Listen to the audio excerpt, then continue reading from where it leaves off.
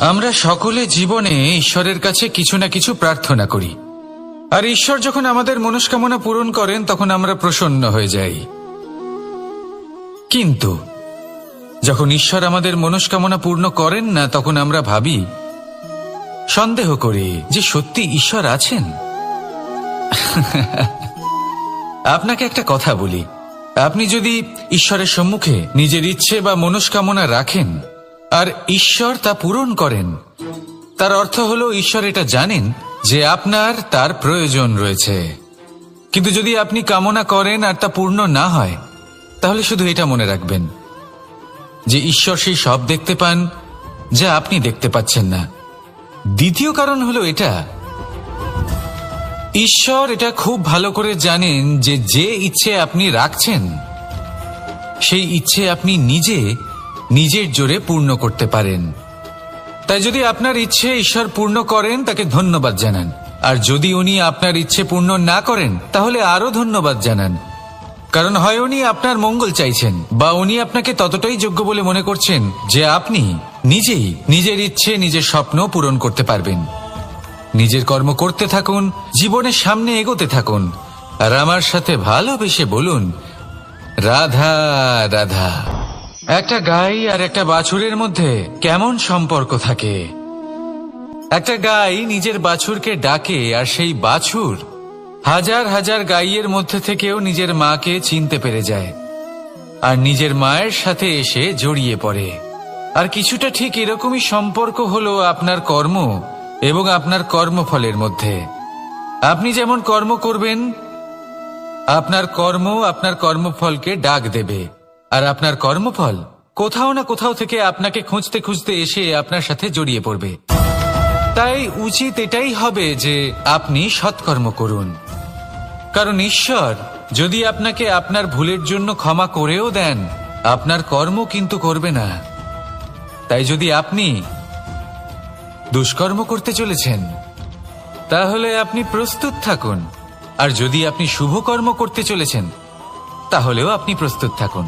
আপনার কর্ম যেমন হবে তেমন ফল আপনার কাছে নিজে থেকেই চলে আসবে। আজ না হোক কাল, কাল না হোক অন্য কোনো সময়, অবশ্যই আসবে। আসুন আমার সাথে ভালোবেসে বলুন, রাধা রাধা। কোনো বাড়িতে, কোনো পরিবারে যখন কারোর জন্ম হয়, তখন তা কত সুখের মুহূর্ত হয়। সেই ছোট্ট সন্তান যখন কিছুটা বড় হয়, সে হাঁটার চেষ্টা করে, আর সেই প্রক্রিয়াতেও খুব বড় একটা শিক্ষা লুকিয়ে রয়েছে, ঠেলে দেওয়া। যখন আপনি হাঁটতে চান, সামনে এগোতে চান, তখন আপনি কি করেন? নিজের পায়ের তলার যে মাটি, তাকে আপনি পেছনে ঠেলে দেন। ব্যাস, এই একই জিনিস তো জীবনেও শিখতে হবে।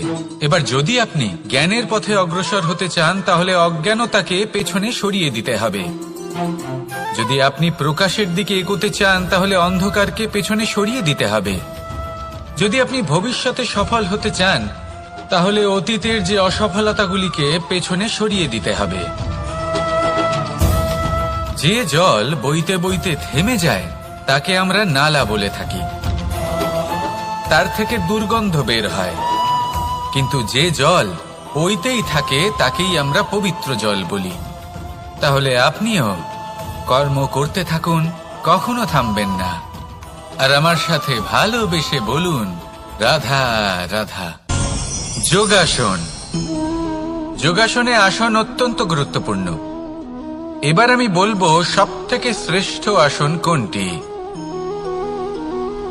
আশ্বাস।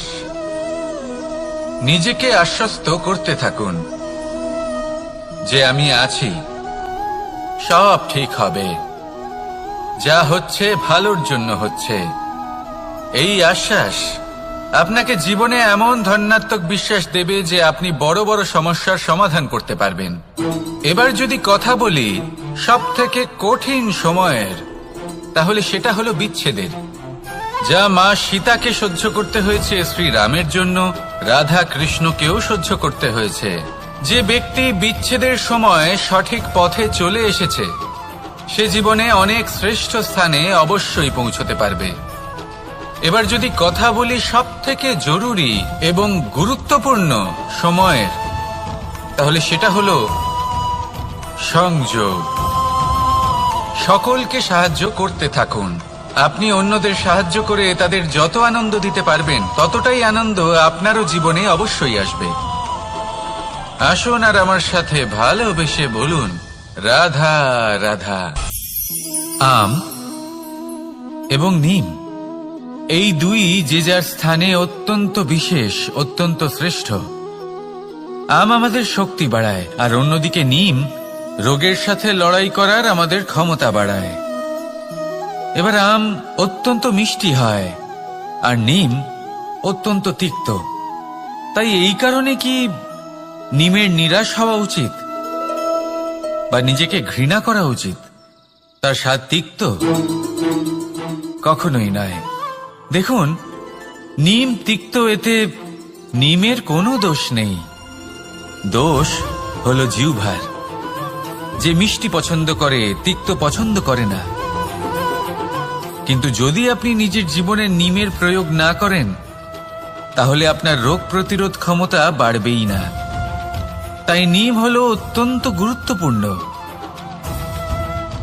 এর থেকে আপনি কি শিক্ষা পেলেন?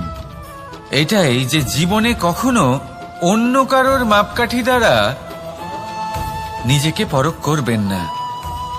আপনার যোগ্যতা, আপনার বিশেষত্ব, আপনার গুণ, অপগুণ, এই সব কিছু আপনি নিজে বুঝে নিন, সেটাই যথেষ্ট। আসুন আর আমার সাথে ভালোবেসে বলুন, রাধা রাধা। কামবোধ, এটাই আপনার অন্তরের প্রথম শত্রু। বেশিরভাগ মানুষই কামবোধ বলতে লালসা বোঝেন, কিন্তু এটা সম্পূর্ণ সত্য নয়। কামের আসল অর্থ হল কামনা। এটা খুবই সহজ ব্যাপার। মনুষ্য শরীর থাকলে, মানুষের মন থাকলে এই কামনা অবশ্যই থাকবে। এবার এটাই দেখতে হবে যে এই কামনা নেতিবাচক কামনা নাকি ইতিবাচক কামনা। অন্য কারোর জিনিসে নজর দেওয়া, অন্য কোনো মানুষের উপর নজর দেওয়া, কোনো অনুচিত বস্তুর দিকে নজর দেওয়া, এই নেতিবাচক কামনা। আর এই দুষ্কামনা মানুষকে দিয়ে অপকর্ম করাবেই করাবে। তাই মনে রাখবেন, যে ব্যক্তি নিজের কামনাকে নিয়ন্ত্রণে রাখতে পারেন, তিনি সঠিক পথেও থাকেন, সঠিক লক্ষ্যে পৌঁছতেও পারেন। যিনি কামনা নিয়ন্ত্রণে রাখতে পারেন না, তিনি তার পথও হারিয়ে ফেলেন এবং লক্ষ্যচ্যুতও হন। তাই মনে রাখবেন, নিজের কামনাগুলিকে নিয়ন্ত্রণে রাখুন। কাম নামক এই শত্রুর ওপর বিজয় লাভ করুন। আর আমার সাথে ভালোবেসে বলুন, রাধা রাধা। আমাদের জীবনে দুই ধরনের সম্পত্তি হয়ে থাকে। এক হলো ভৌতিক সম্পত্তি, এক হলো জৈবিক সম্পত্তি। অর্থ, সম্পদ, সুবিধে, খাদ্য, এইসব ভৌতিক সম্পত্তির মধ্যে পড়ে। ব্যক্তি, মিত্র, পরিবার, আমাদের আপনজন, আত্মীয় স্বজন সব জৈবিক শ্রেণীতে পড়ে। আর প্রত্যেক মানুষের পক্ষে এই বিভাজন বোঝা অত্যন্ত আবশ্যক। কারণ মূলত আমাদের ব্যবহার দুই রকমের হয়ে থাকে। হয় আমরা ভালোবাসি বা আমরা সদ্ব্যবহার করি। আর সবথেকে বড় ভুল আমরা তখন করি যখন আমরা বুঝতেই পারি না যে ভালোবাসবো কাকে আর ব্যবহার করব কাকে। আমরা ভৌতিক সম্পত্তি ভালোবেসে ফেলি আর ব্যবহার করি জৈবিক সম্পত্তিকে, যেখানে এটা অনুচিত। জৈবিক সম্পত্তিকে ভালোবাসুন আর ভৌতিক সম্পত্তিকে ব্যবহার করুন। যেদিন আপনার মধ্যে এই বোধ জাগ্রত হবে যে কাকে ভালোবাসবেন আর কাকে ব্যবহার করবেন, সেই দিন আপনার জীবনে শুধুই শান্তি বিরাজমান হবে। আর তখন এই মন প্রসন্ন হয়ে বলবে, রাধা রাধা। কাল, আজ এবং কাল, আমাদের সমগ্র জীবন এই তিনটির আশেপাশেই ঘুরতে থাকে। আমরা সবসময় বিগত সময়ের বিষয়ে ভাবতে থাকি। অতীতে যদি আমাদের দ্বারা কোনো ভুল হয়, সেই বিষয়ে ভেবে ভেবে আমরা সবসময় অনুতাপ করতে থাকি। এটা উচিত নয়।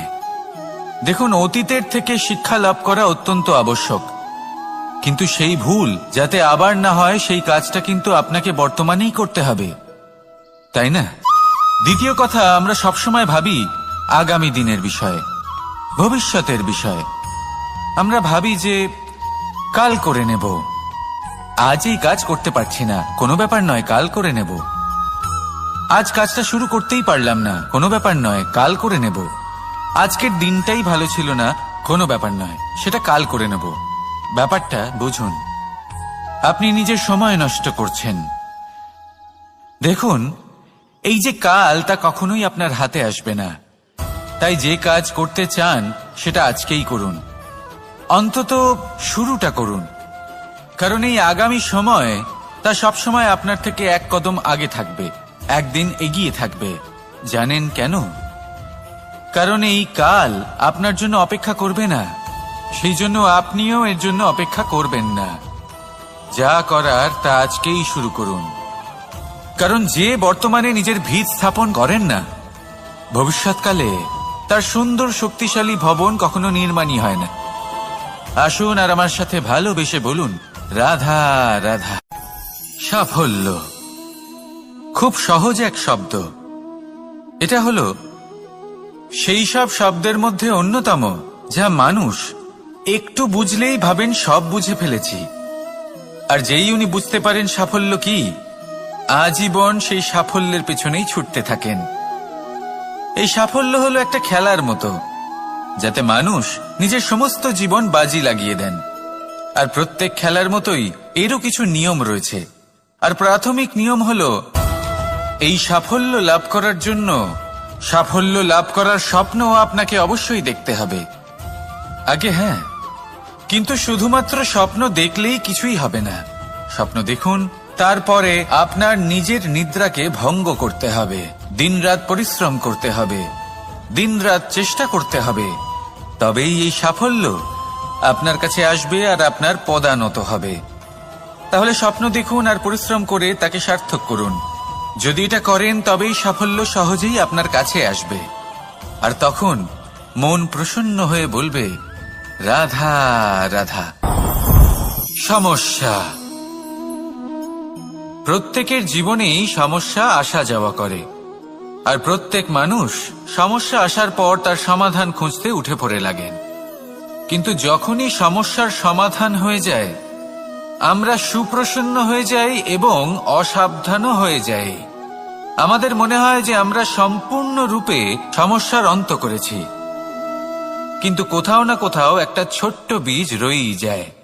আর সেই বীজ আমাদের অসাবধানতার ছত্রছায়ায় বড় হতে থাকে, আর তারপর মহা সংকট হয়ে আবার আমাদের উপর আক্রমণ করে। এই সংকট যে কোনো রূপে আসতে পারে, কোনো শত্রুর রূপেও আসতে পারে, বা কোনো মহামারীর রূপেও আসতে পারে। সেই জন্য সবসময় সাবধান থাকাই উচিত। কারণ অসাবধান হলে কি হয়, আমাদের সুরক্ষা চক্রে একটা ছেদ উৎপন্ন হয়, আর আমাদের শেষ করতে পারে এমন এক বাণ সেই ছেদ বিন্দু হয়ে আমাদের হৃদয়ে প্রবেশ করতে পারে। তাই যে কোনো সমস্যার সমাধান করুন, জয়ী হন, উৎসবও পালন করুন, কিন্তু সাবধানে থাকবেন। আসুন আর আমার সাথে ভালোবেসে বলুন, রাধা রাধা। এই সংসারের অন্তের এর বিনাশের প্রারম্ভ কিভাবে হয়?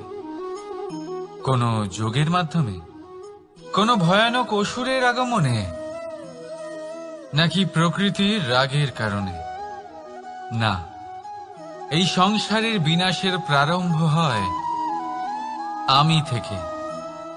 এই আমি, এই তুমি, এটা আমি করেছি, ওটা তুমি করেছো, এটা আমার, ওটা তোমার, আদি ইত্যাদি।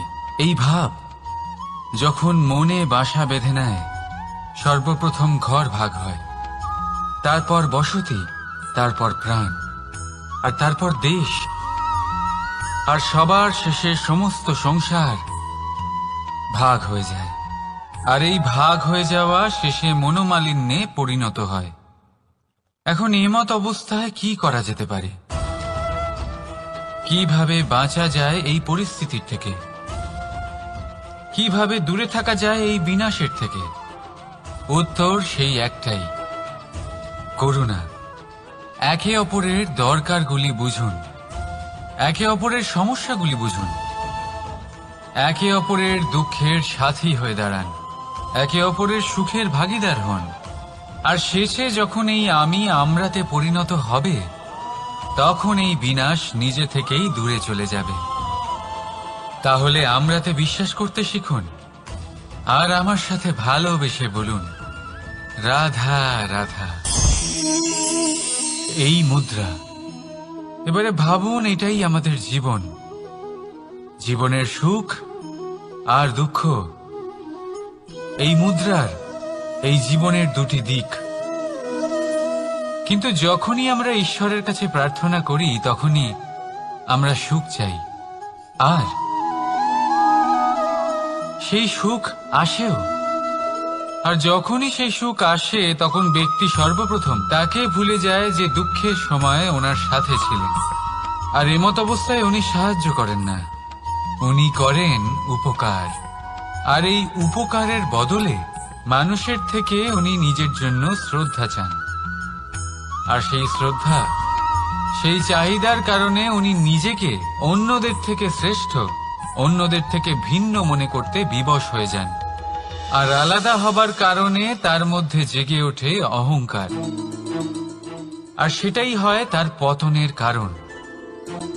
এবার এতে কি করা যেতে পারে, কি চাওয়া যেতে পারে ঈশ্বরের কাছে? এই প্রশ্ন অবশ্যই মনে আসে। ঈশ্বরের কাছে চান সুখ, শুধুমাত্র ততটাই যাতে অহংকার না আসে, আর দুঃখ ততটাই যাতে শ্রদ্ধা না চলে যায়। রাধা রাধা। এই সংসারে এমন কিছুই নেই যে সব সময় একই থাকবে। যা কিছু নির্মাণ হয়েছে তা একদিন অবশ্যই ভেঙে পড়বে, কিন্তু এই ভেঙে যাওয়ার বিশ্লেষণ আপনি কিভাবে করবেন তা আপনার উপরে নির্ভর করছে। ওই আকাশের দিকে তাকান, ওই মেঘ, ওটাও ভেঙে পড়ে, কিন্তু নিজে ভেঙে পড়ার সাথে বর্ষাকে তৈরি করে যায়। মাটির ডেলা অবশ্যই ভেঙে পড়ে, কিন্তু ব্যবহারযোগ্য মাটির রূপ নিয়ে। এই ধরিত্রীর বুকে কোনো এক বীজ যখন ভেঙে পড়ে তখন ধরিত্রীর উপর এক বিশাল আকারের বৃক্ষ নির্মাণ করে। যদি জীবনে কিছু ভেঙে পড়ে তাহলে নিরাশ হয়ে পড়বেন না, নিজের সাহস হারাবেন না। ধনাত্মক দৃষ্টিভঙ্গি দিয়ে দেখতে চেষ্টা করুন। মনে করুন নিয়তি নিশ্চয়ই আপনার জন্য আরো ভালো কিছু ভেবে রেখেছে, যা ভবিষ্যতে আপনার প্রতীক্ষা করছে। ধনাত্মক চিন্তা ভাবনা করতে থাকুন, তারপর দেখবেন শ্রেষ্ঠ রচনা নিজেই তৈরি হবে। রাধা রাধা। চলতে থাকা, থেমে যাওয়া, বিশ্রাম নেওয়া, তারপর দম নিয়ে পুনরায় দাঁড়িয়ে পড়া, আর তারপর আবার সেই পথ চলা। এটা জীবনের অভিন্ন এক অঙ্গ, এটার থেকে আপনি পালাতে পারবেন না। কিন্তু এই অঙ্গকে আপনি নিজের জীবনে কিভাবে প্রয়োগ করবেন, কিভাবে তাকে কাজে লাগাবেন, সেই সিদ্ধান্ত আপনাকে নিতে হবে। যারা হেরে যান তারাও জীবনে থমকে যান, আবার যারা জেতেন তারাও দাঁড়িয়ে পড়েন। যারা হেরে যান তারা হাঁপিয়ে দাঁড়িয়ে পড়েন, যারা জিতে যান তারা দাঁড়িয়ে পড়েন সেই সর্বোচ্চ স্তরে পৌঁছে গিয়ে। এবার দাঁড়াতে তো আপনাকে হবেই, তা হতেই হবে। কিন্তু কখন, কিভাবে দাঁড়াবেন, ক্লান্ত হয়ে নাকি সর্বোচ্চ স্তরে পৌঁছে গিয়ে, সেই সিদ্ধান্ত আপনার। অবশ্যই দাঁড়িয়ে পড়ুন, কিন্তু ক্লান্ত হয়ে নয়, কারণ আপনাকে পুনরায় দাঁড়িয়ে পড়তে হবে, পুনরায় যাত্রাপথে এগোতে হবে এবং সর্বোচ্চ স্তরে পৌঁছতেই হবে। রাধা রাধা। স্বপ্ন, আমরা জীবনে স্বপ্ন দেখতে থাকি, সেটা পূরণ করার পূর্ণ প্রয়াস করে থাকি। কিন্তু এই স্বপ্ন পূরণ না হওয়ার পরিস্থিতিতে আমরা ভেঙে পড়ি, ছিন্ন বিচ্ছিন্ন হই, আর তারপরেই বোঝা আমরা আগামী প্রজন্মের ওপর রীতিমতো চাপিয়ে দিই। আমরা এটাই মনে করি যে আমরা যেটা হতে পারিনি সেটা আমাদের সন্তান অবশ্যই হবে। আমরা যা কখনো পাইনি আমাদের সন্তান অবশ্যই তা পাবে। এটা যে অনুচিত সেটা আমরা ভাবি না, কিন্তু এটা ভুল, আর এই ভুল আমরা সকলেই করে থাকি। সন্তান, প্রকৃতি আর পরমাত্মার আশীর্বাদ। ওদের ভেতরে তাদের নিজের একটা অস্তিত্ব লুক। রাধা রাধা। এই পুকুর দেখছেন আপনি? পুকুরের জল কখনো প্রবাহিত হয় না, একই স্থানে জমে থাকে, আর সেই কারণে কিছুদিন পর ময়লা হতে শুরু করে। কিন্তু তাও আমরা একে ত্যাগ করি না, আমরা তবুও একে পুজো করি। শুধুমাত্র এই কারণে নয় যে অতীতে সে আমাদের তৃষ্ণা মিটিয়েছে, কিন্তু এই কারণেও যে যদিও বা সে ভবিষ্যতে আমাদের তৃষ্ণা না মেটায়, কিন্তু প্রয়োজন হলে আগুন অবশ্যই নেভাতে পারে। ঠিক সেই রকমই হয় আমাদের সম্পর্ক, সম্পর্ক যা আমরা বহু বছর পরিশ্রম করে তৈরি করি, যে দরকার পড়লে আমাদের সহায়ক হয় কোনো না কোনোভাবে। সেই জন্য সম্মান করতে শিখুন এই সম্পর্কগুলিকে, শিখুন এই সম্পর্কগুলিকে অটুট রাখতে। কথায় কথায় এই সম্পর্কগুলিকে ভেঙে দিতে শিখবেন না। রাধা রাধা। বিষ, এই শব্দটা শুনলেই মনে অনেক কল্পনা জন্ম নেয়। কল্পনা অসহ্যকর তিক্ততা, কল্পনা অত্যন্ত বেদনাদায়ক মৃত্যু। এবার যদি আপনাকে জিজ্ঞেস করা হয় যে সবচেয়ে বিষাক্ত বিষ কোনটা, তাহলে আপনি কি বলবেন? কেউ বলবে সর্পের বিষ, কেউ বলবে কাঁকড়া বিছের, কেউ বলবে কালকিউটের বিষ। কিন্তু না, এই সমস্ত রকম বিষ সেই বিষের সামনে টিকতে পারবে না যাকে আমরা বলে থাকি কানের মধ্যে ঢালা বিষ। শুনতে অত্যন্ত মিষ্টি, কিন্তু তিক্ততায় অত্যন্ত বিষাক্ত। পেটের মধ্যে যাওয়া এই বিষ শুধুমাত্র একটি মানুষের মৃত্যুর কারণ হয়, কেবল একটি। কিন্তু কানের মধ্যে ঢালা এই বিষ একাধিক সম্পর্কের নাশ করতে পারে। আর এটাতে সেই ব্যক্তির ভুল নেই যে আপনার কানে বিষ ভরেছে, আপনি তাকে দোষ দিতে পারেন না। এখানে দোষ আপনার নিজের, যে এই বিষকে আপনি নিজের উপরে প্রভাব ফেলতে দিয়েছেন, এই বিষকে সুযোগ দিয়েছেন আপনার ক্ষতি করতে। এটা আপনার ভুল। সেই জন্য কুমন্ত্রণায় কখনো কান দেবেন না। আপনার মনে ভালোবাসার দৃঢ়তা জাগিয়ে তুলুন আর নষ্ট করে দিন এই সংসারের সমস্ত বিষের প্রভাবকে। রাধা রাধা। জীবন, আমাদের এই জীবন, সুখ আর দুঃখ, এই দুইয়ের মিশ্রণ। এদের সংমিশ্রণই জীবনের ভারসাম্য বজায় রাখে। এখন এই সুখ, সুখ এমন এক বস্তু যাকে সবাই খুঁজে চলেছে। দুঃখ এমন এক অনুভূতি যা সবার কাছে আছে। আমাদের প্রত্যেকের জীবনে সুখ আর দুঃখ আসতে থাকবে আর যেতেও থাকবে, এটা অবশ্যই জীবনে থাকবে। কিন্তু সফলতা, এটা সবার জীবনে আসে না। কেন? কারণ এই সফলতা সুখ আর দুঃখের দ্বারা প্রাপ্ত হয় না। সফলতা প্রাপ্ত হয় নিজের উপরে বিশ্বাস করতে থাকলে।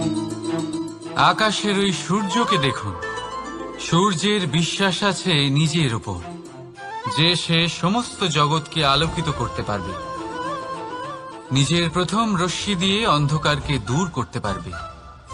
সূর্য এই বিশ্বাস নিয়েই আসে, আর কিছুক্ষণের মধ্যেই সমস্ত সংসার থেকে অন্ধকারকে বিনাশ করে ফেলে সে। তাহলে মনে রাখবেন, এই সুখের আভাস, এই দুঃখের অনুভূতি আসতেও থাকবে আর যেতেও থাকবে। শুধু নিজের উপরে বিশ্বাস রাখুন, তারপর দেখবেন এই সফলতা আপনার দাস হয়ে থাকবে। রাধা রাধা। চাঁদ, কত শ্রেয়, শুভ্র, কত সুন্দর। কিন্তু যদি আপনি মনোযোগ সহকারে দেখেন তাহলে দেখবেন এই চাঁদেও দাগ আছে।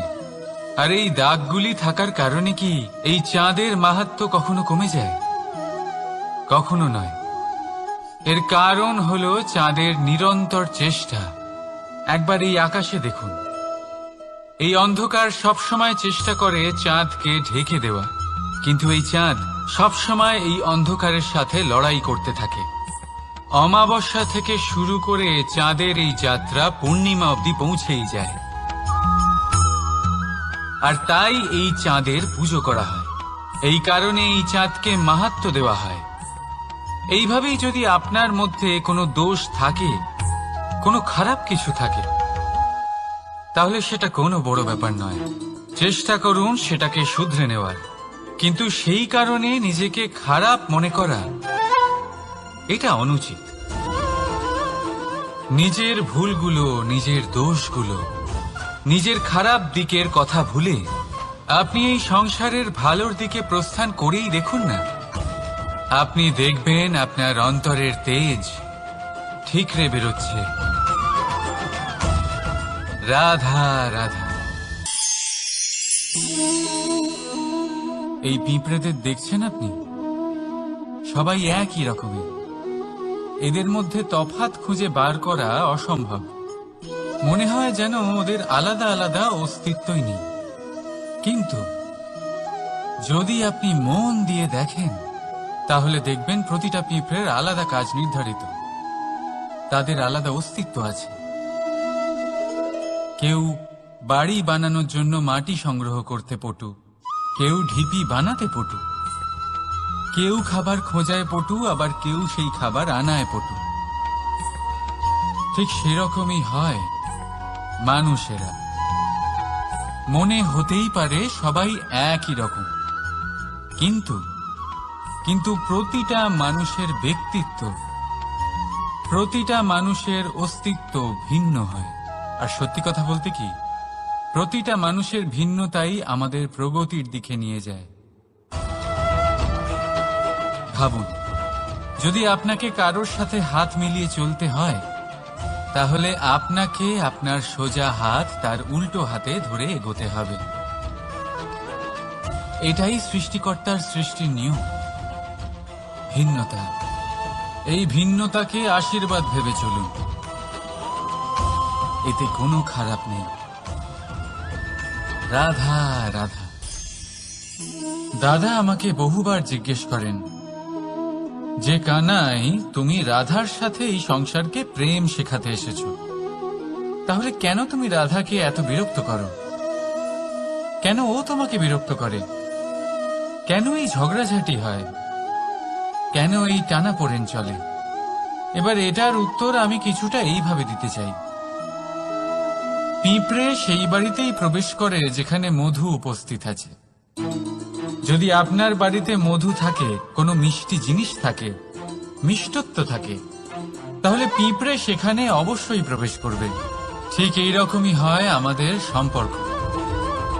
এর মধ্যে ছোটখাটো ঝগড়াঝাটি, টানাপোড়েন, রাগ করা, মন ভাঙানো, এই সব তো চলতেই থাকে।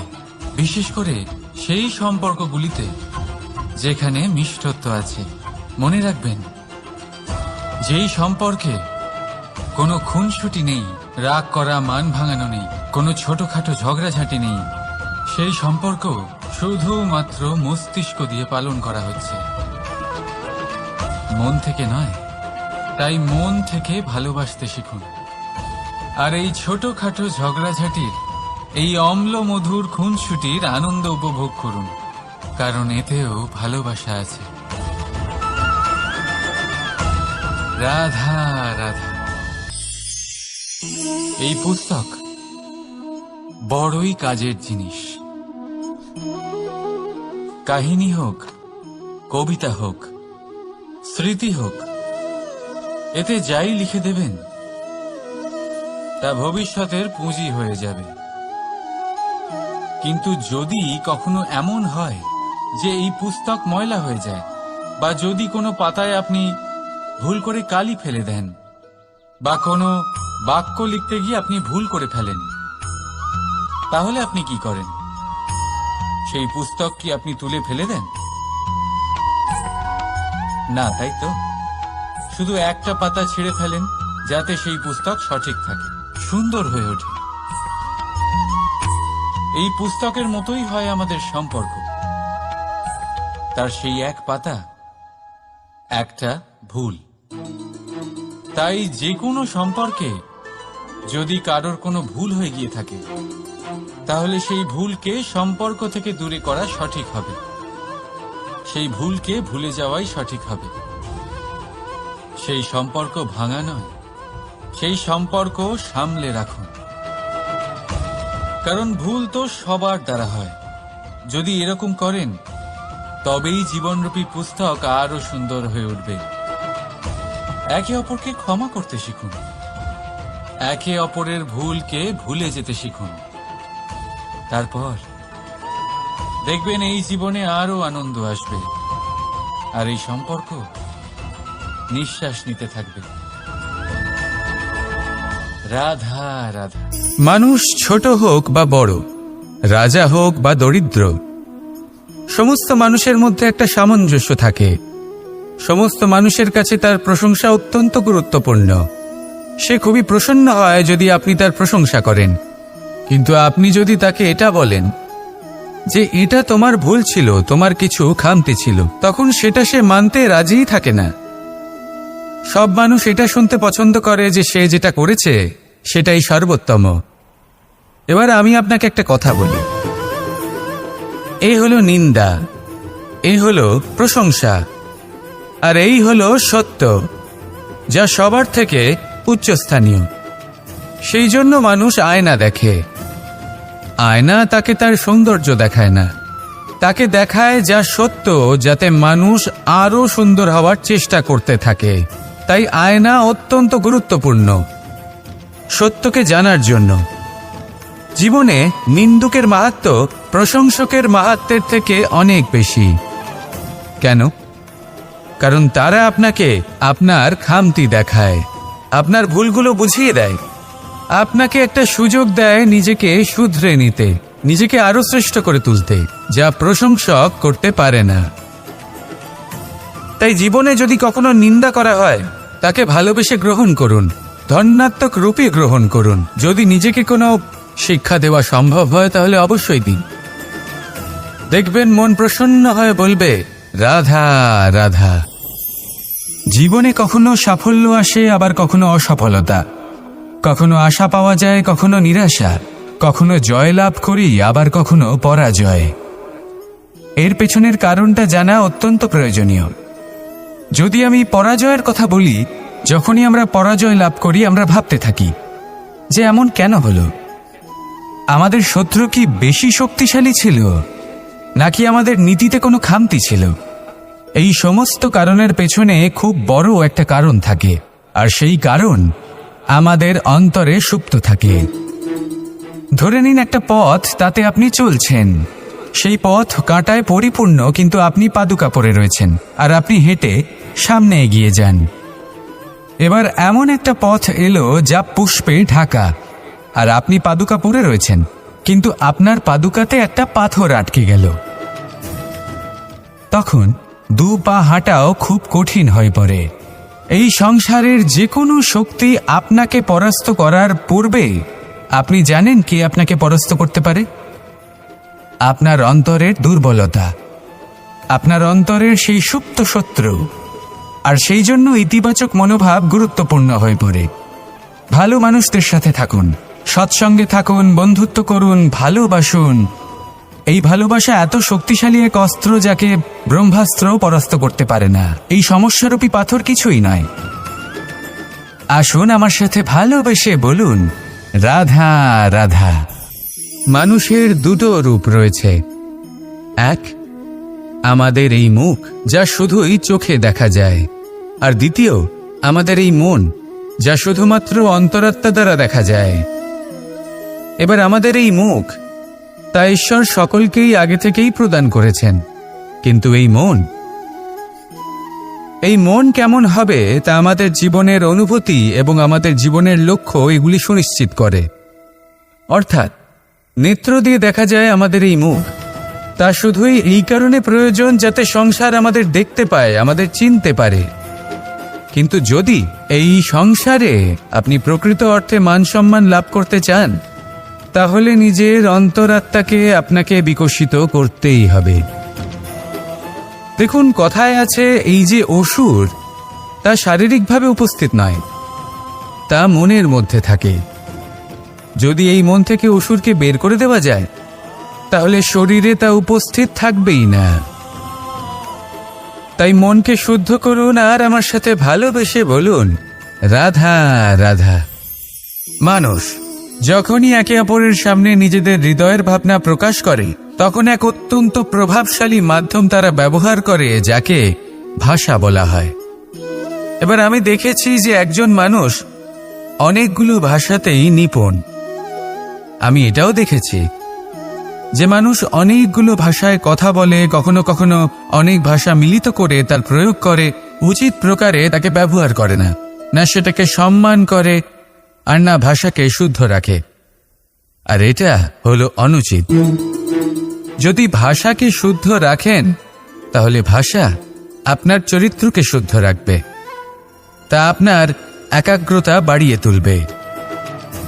এই প্রত্যেক ধ্বনিকে অনুভব করে যদি আপনি শব্দের উচ্চারণ করেন, ভাষাকে প্রয়োগ করেন, তাহলে আপনিও আনন্দ পাবেন, আর যিনি শুনছেন সেই ব্যক্তির কানেও মধুর শব্দ বাজবে। তাই মনে রাখবেন, যে ব্যক্তি ভাষার পবিত্রতাকে সম্মান করে, তাকে সংসারও সম্মান করে। ভাষাকে শুদ্ধ এবং পবিত্র রাখুন, তাহলে ভাষা আপনার চরিত্রকেও শুদ্ধ এবং পবিত্র রাখবে। আর এই মন সুপ্রসন্ন হয়ে বলবে, রাধা রাধা। এ হলো রামায়ণের সময়কালের কথা। সেতু নির্মাণ করার কাজ চলছিল। সমস্ত বানর সেনা এই কাজে নিযুক্ত হয়েছিলেন। বড় বড় পাথর তুলে নিয়ে এই বানর সেনা সমুদ্রে ফেলছিলেন। এই কাজ চলছিল। এমন সময় ছোট্ট একটা কাঠবিড়ালি এলো। ছোট ছোট মাটির ডেলা হাতে নিয়ে সাগরের কাছে যাচ্ছিল, আর বড় বড় পাথরের পাশে রেখে দিচ্ছিল, যথাসম্ভব সেখানে রেখে আসছিল। সারা দিন ধরে সে এই পরিশ্রম করেই যাচ্ছিল। এবার শ্রীরাম তার এই কাজ দেখতে পেলেন। সেই ছোট্ট কাঠবিড়ালিটিকে নিজের হাতে তুলে নিলেন এবং অত্যন্ত ভালোবেসে তার পিঠে হাত বুলিয়ে দিলেন। কথায় আছে যে কাঠবিড়ালির পিঠে যে দাগ আছে, সেই 3টি দাগ এসেছে শ্রীরামচন্দ্রের 3 আঙুলের থেকে। যে কাজ আপনি করছেন তাতে সমস্ত শক্তি প্রয়োগ করুন। যতটা আপনার সামর্থ্য রয়েছে, যতটা আপনার প্রতিভা রয়েছে, সম্পূর্ণভাবে উৎসর্গ করে দিন। ঠিক এমনভাবে কর্ম করুন। সেই কাঠবিড়ালি কিন্তু তাই করেছিল। সেই জন্য শ্রীরামের সাথে সেও সেই কাহিনীতে অমর হয়ে গেছিল। সম্পূর্ণ শক্তি প্রয়োগ করুন, সম্পূর্ণ সামর্থ্যের সাথে কর্ম করুন, কারণ এটাই হলো শ্রেষ্ঠ পথ কোনো কর্ম করার। আসুন আমার সাথে ভালোবেসে বলুন, রাধা রাধা। এই সংসারে যখন সাফল্যের পথে আপনি অগ্রসর হবেন, তখন আপনার পরিশ্রম, একাগ্রতা, সাহসের সাথে সাথে সমাজের মানসিকতাও সহ্য করতে হবে। প্রত্যেক ব্যক্তি কিছু না কিছু ভাবেন, কিছু না কিছু বলেন। কিছু মানুষ এমন আছেন যারা ভাববেন যে আপনি কিছুই করতে পারবেন না। তারা আপনার নিন্দা করবেন, আর এই নিন্দার কথা ভেবেই আমরা ভয়ভীত হয়ে পড়ি। সেই কারণে নিজেদের আশা, নিজেদের বিশ্বাস হারিয়ে ফেলি।